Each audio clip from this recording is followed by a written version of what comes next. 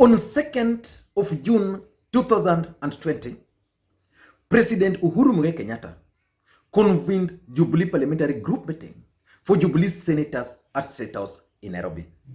And during that meeting, which was boycotted by the deputy president, William Ruto, the president kicked out Kipchumba Murkomen as the majority leader and replaced him with Samuel Pogisho. Kipchumba Murkomen is a key ally of the deputy president. The president also kicked out Susan Kihika as the majority whip and replaced him with Uhuru Kenyatta. Kihika is another key ally of the deputy president. That was on 2nd. On 11th of June, the president convened another parliamentary group meeting for Jubilee members of parliament. And that meeting was now attended by the deputy president, William Samuel Ruto. Remember, the DP boycotted the one for the senators and actually attempted to stop senators from attending that event. So the deputy president was present. And during that meeting, the president was expected to effect several changes at Jubilee leadership, both at the Senate, at the National Assembly, and also at the Jubilee Party headquarters. But the president made a few changes. One man who was expected to be kicked out, Aden Duale, survived. And those who were at that event, at that particular meeting, really didn't define it as a meeting. And people like Oscar Sudi swore never to attend any other meeting at State House. Hii Kenya lazima tuambiane ukweli. Tumeitwa kule State House, kwanza tumetusiwa. Unajua nimesikia watu wengi wakiongea, hata huyo Duale akisema it was a very good meeting. Hakuna mkutano ulikuwa State House. Na mimi sitawahi kanyaga hiyo State House kwingine. Na sina tamaa ya kukanyaga hiyo State House kwingine.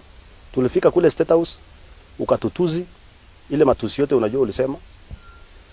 Mpaka ikafika mahali unatutishia maisha ya kwamba ati baba yako ati uliambiwa na mzee mwingine ati wewe Uhuru unafanana na baba yako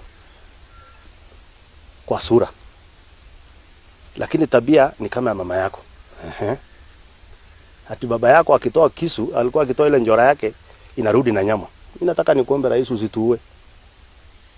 Ule tulifika kule ukatutuzi, ukasahau ya kwamba sisi ni wajumbe zaidi ya 200 tunawakilisha Kenya hii. Ukatuita ile majina yetu ulituita, Oplale fucking kumbafu. Njora yako yesi rudi bure. Ile kitu nilikuwa nataka tu niombe siku nyingine ukituita State House utuheshimu. Tuko na watoto, tuko na familia. Kuna watu hata hapo wajumbe wako na miaka mingi kushinda yako. Kwa tuna heshima. And on 20th of June, on 22nd of June, which is on Monday, the president is also expected to convene another Jubilee Parliamentary Group meeting. It's not very clear whether both senators and members of parliament are going to attend. But from all indications, it's purely going to be a parliamentary group meeting for members of parliament.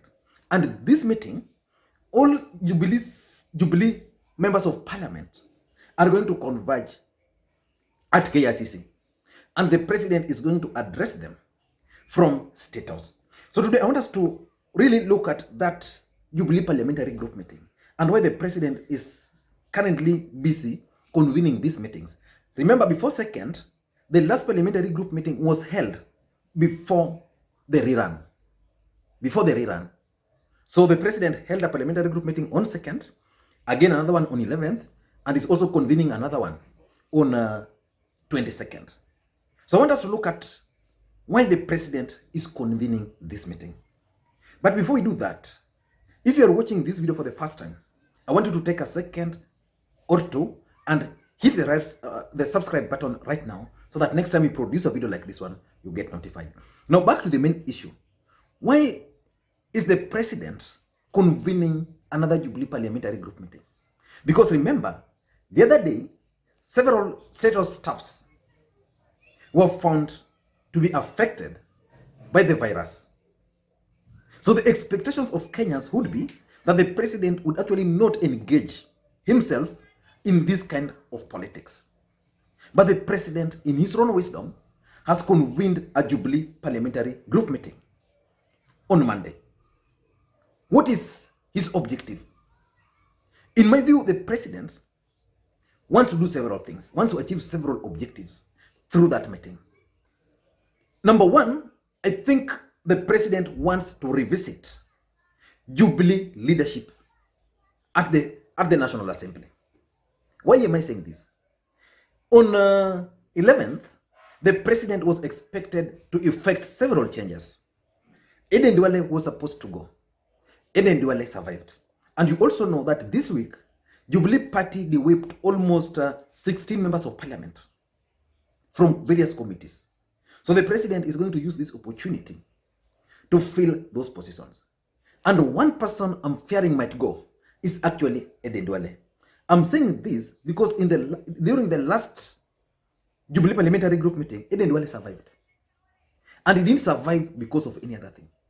Aden Duale survived because I think the president didn't want to embarrass his deputy. Or probably the president was not keen on removing him at that particular time. And I remember opining here that the president didn't want to be seen to be kicking out Aden Duale. So he wanted that task. He wanted to hand over the task to the members of parliament. And indeed, after that Jubilee Parliamentary Group meeting, Jubilee members of parliament collected, I think, 126 signatures to remove Aden Duale. And that shocked me. And one man who was for Aden Duale, David Murabe, who supported Aden Duale even during that time, and that's why I knew Aden Duale was not going to go, yesterday made it very clear that Aden Duale is going to go. So I want to conclude that Aden Duale is likely to go. Listen in to David Murabe. We believe in terms of the national leadership of the National Assembly. Personally, I think the majority leader has done his job. His loyalty may lie elsewhere in terms of his political affiliation. We are not bothered. That is his democratic right. I believe he has done his job as the leader of the majority in the House, because he has pushed through the government programs, the bills, anything that the government has wanted to prosecute on the floor, he has done it diligently. At the last meeting, he was neither confirmed nor replaced. Actually, the party leader went from speaker to the deputy speaker, Cheboy. He skipped the majority leader. He went to the deputy leader, Makwiny. And when the members asked, what about the position of the majority leader? He said, let's leave that for now. So it was left in abeyance. I think it will be dealt with in the week. If you lose the confidence of critical mass of your membership, you have no business calling yourself the leader of the majority in the House. Those will be filled in terms of the leadership of the chairs and the vice chairs. And we think even we can go further in terms of populating those committees with the like-minded who share our common philosophy. Number two, I think the president is also going to use that Jubilee Parliamentary Group meeting to unveil new leadership of Jubilee Party. Not just new leadership. Remember, Jubilee Party had plans of changing the leadership of NEC, because NEC is one of the highest decision-making organs of Jubilee Party. And if you listen to the allies of the deputy president for all along, they've always claimed and dismissed any other changes because those changes were never ratified by Jubilee NEC. And the president managed to change the National Management Committee of Jubilee Party, which runs the daily to-day activity of the party. And before that Jubilee Parliamentary Group meeting, it was expected that the president was going to unveil a new NEC for Jubilee Party. But that one did not happen, probably because of the way the president managed that particular day. Maybe the president didn't want to mix issues. So I want to believe that the president is basically going to use that opportunity to change the management of Jubilee Party, especially the NEC, because he wanted to remove, he had managed to kick out the allies of the DP from the National Management Committee.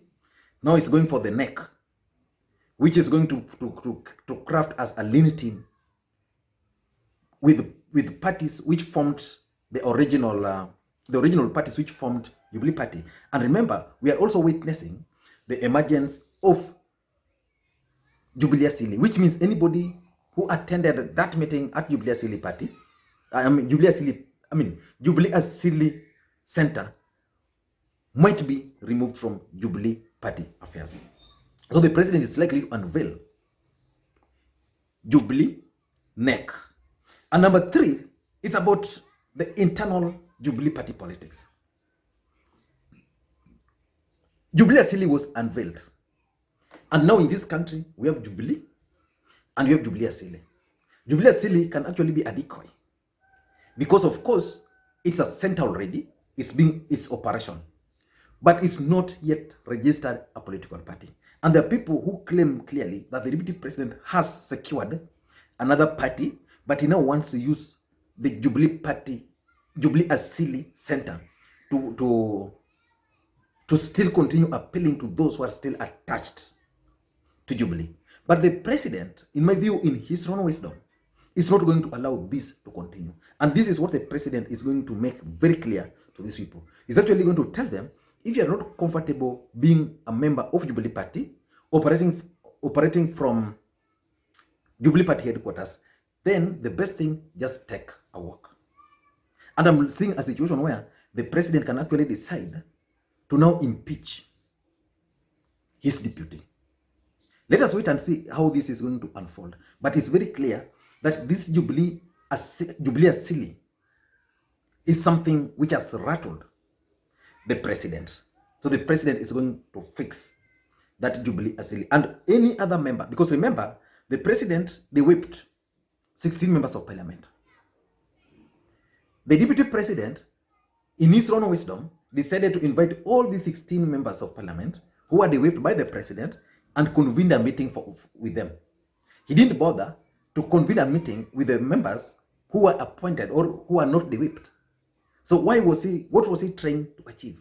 So I think the president is going to make it very clear to anybody who cares that he is the Jubilee Party leader, and any other person who is not keen on Jubilee affairs should actually take a walk. Lastly, I think the president is going to use this opportunity to introduce Wiper Party and CCM to Jubilee Party. So basically, these guys signed a coalition agreement with Jubilee Party. And remember, in the president actually used the Jubilee Parliamentary Group meeting on 2nd to introduce what he called Jubilee Coalition. In fact, that Parliamentary Group meeting, the invitation was not from Jubilee Party. It was from Jubilee Coalition. In that case, there was the president, and then there was the president and his party Jubilee, and there was Gideon Moi and his party KANU. Now the president has added 2 more parties. So Jubilee Coalition is actually expanding. So it's going to tell them that we are now having a new member. We are going to have new members. And these new members are Chama cha Mashinani and Wiper. And probably the next majority leader could be from Wiper. Because that's the only way. Wiper cannot have a majority leader at the National Assembly. They cannot have that unless they entered or they signed a post-election agreement with the KANU, which they did. So I'm suspecting highly that the president is going to kick out Aden Duale, and then after kicking out Aden Duale, is likely to bring on board someone. If not another Somali, then it's going to bring someone from Wiper Party. So basically, the president is going to use that Jubilee Parliamentary Group meeting to introduce Wiper Party to Jubilee Parliamentary Group. So they are going to have a big Jubilee coalition. In my view, those are the objectives of this Parliamentary Group meeting, which is going to happen on Monday. Let us wait and see how it's going to unfold. And just like I said, if you are bumping on this video for the first time, please take a second or two, hit the subscribe button. And to the subscribers, I want to continue thanking you guys for your continued support. And by the way, continue checking www.vuguvugu.com for latest news. Thank you guys, and please, may you have a good day.